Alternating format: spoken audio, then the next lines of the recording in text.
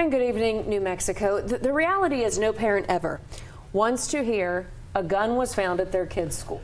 Unfortunately enough, though, it's something that more New Mexico parents are learning how to handle, especially after 3 incidents alone just last week. And after yet another deadly mass shooting that we saw at a Georgia high school earlier this month, there's even more fears about what happens when the next gun shows up at a New Mexico school. Our Griffin Rushton joins us now to show us just exactly how widespread the problem really is now that 2 more local teen suspects are behind bars. Griffin. Yeah, Trevor, guns at school is unfortunately a citywide problem here in Albuquerque. Our 4 Investigates team created this map showing all of the gun-related incidents in Albuquerque schools starting back in 2020. And from what you can kind of see here, there's incidents in just about every part of town. Let's uncheck a few of these. You can do this by school year, and you'll see, ooh, there we go. There's only 3 incidents we know of this school year, all of which happened just this month, with the latest happening just a few days ago. A spokesperson with the Bernalillo County District Attorney's office says a 16 and 17-year-old both independently brought guns to the Ace Leadership High School on Friday. Prosecutors say both teens brought the loaded guns in their backpacks, and one of those guns had 31 bullets in the magazine. Now, it's not clear what the teens were planning to do with those guns, but they were both arrested and faced a judge this afternoon, where the district attorney's office fought to keep both of them locked up. This is a loaded handgun, multiple magazines on a school campus.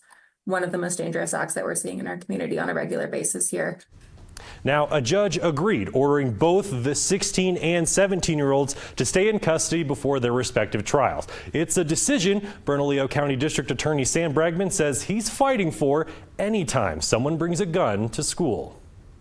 We have a zero tolerance policy, and we're going to stick to that. Bernalillo County District Attorney Sam Bregman is making a promise to anyone who brings a gun on school grounds. So I don't care if you're 12 years old or 50 years old.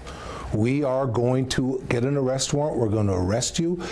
We're going to take you down. We're going to book you into the detention center if you're a juvenile. Then we're going to ask a judge to hold you until trial, because I cannot imagine anything more scary, more horrific than a parent getting a phone call saying there's an active shooter at a school. It's a phone call many Albuquerque parents could have received last week after APS staff say they confiscated 2 guns from a 17-year-old at Volcano Vista High School, and 2 more teens were reportedly caught with loaded guns at the Ace Leadership High School just 3 days later. 3 kids with 5 firearms found in the last week, and that is unacceptable. It's unfortunately something his office deals with quite regularly. This calendar year, we have charged 107 juveniles with gun crimes. Bregman says his office does not offer teen suspects any type of plea deal unless they reveal where they obtained their guns. He says it works about a third of the time, and there's a troubling pattern. A third of them have been getting them off the app of Telegram. We know of 10 already that got their guns through Telegram